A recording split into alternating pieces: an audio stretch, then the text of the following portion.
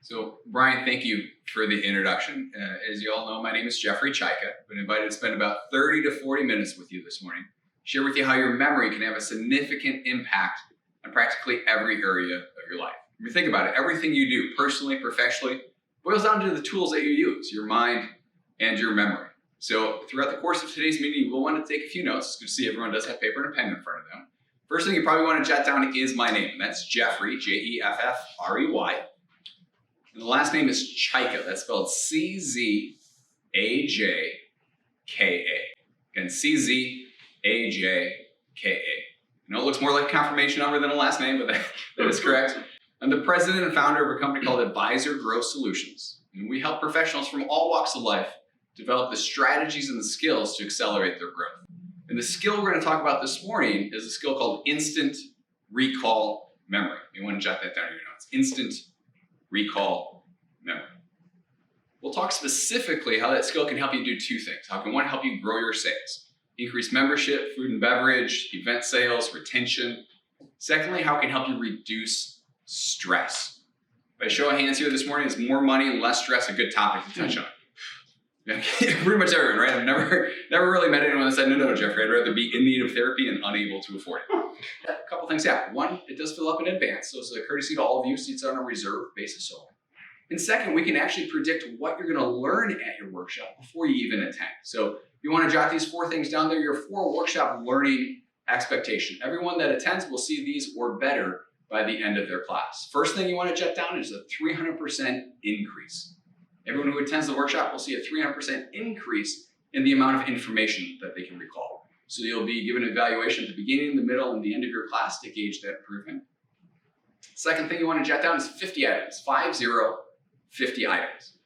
So you'll be able to remember a list of 50 things, frontwards, backwards, and in and out of order, just like I did with 15, but with 50. Third thing you want to jot down is presentations without written out notes or note cards. You'll learn the art and the ability to deliver a presentation without having to reference written out notes or note cards. Fourth thing you want to jot down is 15 people's names. 15 names. By the end of your workshop, everyone's going to be able to walk into a room of 15 complete strangers and remember all of their names within 1 hour. So those are your 4 workshop learning expectations. Any questions on that? No? Awesome. So the next question I always get is, Jeffrey, this sounds great, but how do we get to be part of that workshop on April 12th?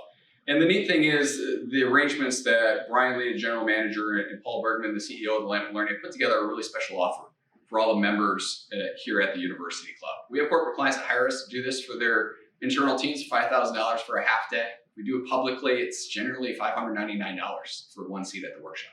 Because of the arrangements, because this is to help grow the scholarship fund at the Lamp of Learning, any member who donates $150 to the Lamp of Learning is going to get a seat reserved for them at that workshop on April 12th.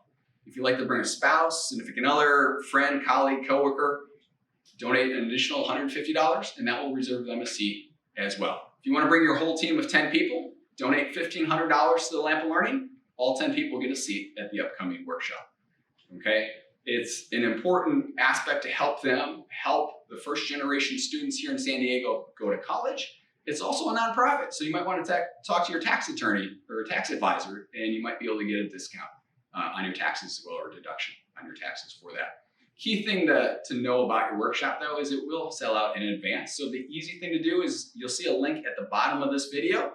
It will take you to the Eventbrite page for the Lamp of Learning. Make your donation there, and that will reserve you a seat. If it's easier to use the Invited app, you can go ahead and sign up via the Invited app, and then someone on the University Club team will contact you with the link to the Eventbrite page to help you finalize that seat reservation. We'll be super excited to have you there and helping yourself. You'll be able to help some students here in San Diego. Now, one last question I always get about the workshop is about short-term and long-term memory. Are they different, and are they addressed in the class? Yes, they are different. We do begin to address them in the class. Some of your follow-up material will address them as well. But for the sake of time, let's do this. Go ahead and take a look at your list. I haven't focused on this for a little while now. Let's do this. Go ahead and call off any random number or item. I'll give you what corresponds to that, and this time let's just cross them off as we go. So go ahead and call off anything on the list. 4. Number 4, that was apples. Cross that off. Light switch. That was number 9. Cross that off. Dior. Dior was number 11. Cross that off. Phone. Phone was number 10. Cross that off. Student. That was number 14. Cross that off. 13. 13 was Disneyland. Cross that off. And one more. Van. Van.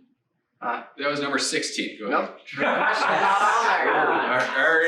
How about this? Would you be impressed if I gave you the ones we haven't crossed off yet? Yeah. So would I. Okay, I'll go ahead and give it a try, Brad. Yes. We didn't do number 1. That was daughter. Number 2 was name. 3 was vacation. 4 we did. 5 was music. 6 was laughter. 7 was car. 8 was dog. 9, 10 we did. 11 we did. 12 was basketball. 13 we did. 14 we did. 15 was sunshine. So I don't do. I don't do that for the applause at the end, though I do appreciate it. I do that to demonstrate that if you want to lock the information in your long-term memory, you can. It's a choice. It's part of the skill to either lock it in or leave it out.